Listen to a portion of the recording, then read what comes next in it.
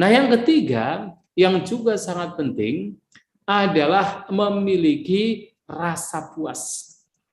Ya, rasa puas ini adalah santuto atau santosa. Rasa puas di dalam penggunaan terutama adalah 4 kebutuhan pokok.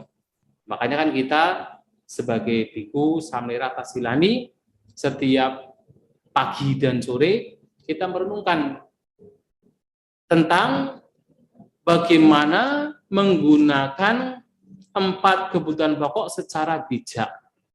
Nah, ini tuh apa tujuannya? Tujuannya adalah supaya pikiran tidak terseret oleh kotoran batin. Yang kedua adalah supaya merasa puas, merasa santuti dengan apa yang dimiliki.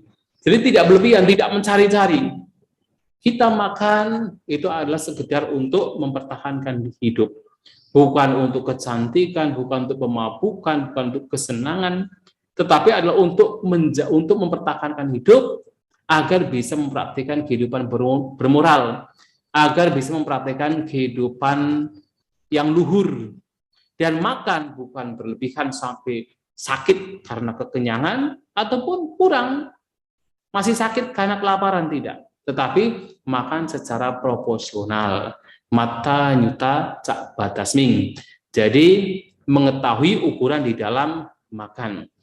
Nah, ini salah satunya. Tujuannya adalah apa? Supaya kotoran batin yang muncul karena makanan itu tidak akan muncul. Nah, ketika makanan itu enak sementara tidak ada perenungan, maka di situ akan memunculkan keserakahan. Ketika makanan itu tidak enak, tidak sesuai dengan selera, dan tidak ada perenungan, maka di situ akan muncul kebencian. Ada kotoran batin. Tetapi kalau seseorang merenungkan demikian, secara bijak penggunaan makanan, maka kotoran batin tidak muncul. Seseorang akan cenderung menjadi santuti, menjadi puas. Karena apa? Oh, sudah cukup. Tidak berlebihan, tapi juga tidak kurang. Nah, juga tidak hanya makanan, tetapi juga berkenaan dengan jubah atau pakaian. Ya, kalau seseorang ini merasa puas dengan apa yang dimiliki, yang terpenting adalah cukup, tidak kurang, tapi tidak berlebihan. Yang terpenting adalah bersih, pantas, layak, kemudian tidak berpikir banyak untuk mendapatkan banyak yang mewah-mewah, batin menjadi puas dengan pakaian atau jubah yang dikenakan, itu juga akan membantu sekali dalam pengembangan batin. Seseorang tidak berpikir-pikir untuk mencari ini dan itu karena sudah merasa puas.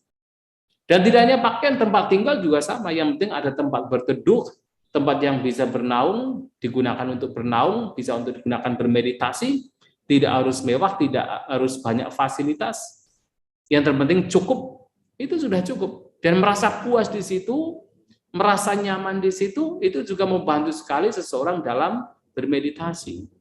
Malahan kalau kemudian tempat tinggalnya itu terlalu banyak fasilitas, alih-alih bermeditasi, pikirannya sudah ke sana kemari. Jadi pikirannya itu justru akan terarah kepada berbagai macam kotoran batin, terutama adalah berbagai macam kesenangan indera. Nah, itu juga itu tidak baik. Makanya ya kuti dan sebagainya ya memang seharusnya tidak harus terlalu banyak fasilitas. Yang terpenting cukup. Sudah cukup bisa untuk bernaung, nah itu sudah selesai. Dan itu membawa kepada rasa puas. Makanya di awal sekali Sang Buddha yaitu membentuk sangga, para biku pun tinggalnya di mana? Ya tinggal di tempat yang terpencil, seperti di gunung, di gua, di hutan, ya di kuburan, ya di gubuk, ya jadi membuat gubuk sendiri itu digunakan karena apa ya? Supaya batin menjadi lebih puas. Ya, ini juga penting untuk dalam bermeditasi.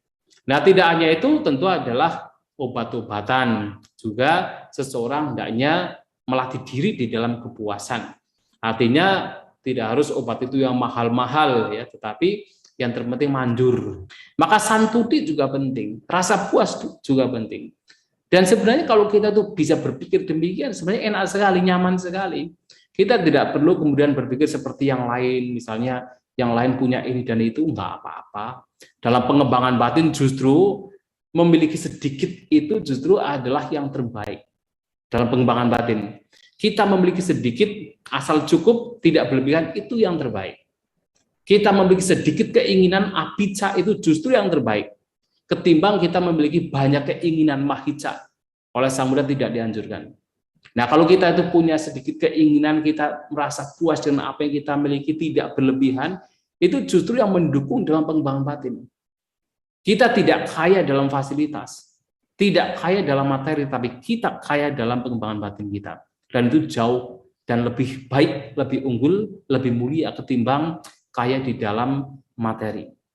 Nah, kalau kita bisa membawa batin ke sana, itu juga sangat membantu di dalam pengembangan batin, terutama nanti mengarah kepada pencapaian jana. Maka santuti nomor 3 juga penting. Jadi yang pertama ada kemoralan, yang kedua indriya sangwara, pengendalian indriya, yang ketiga ada santuti.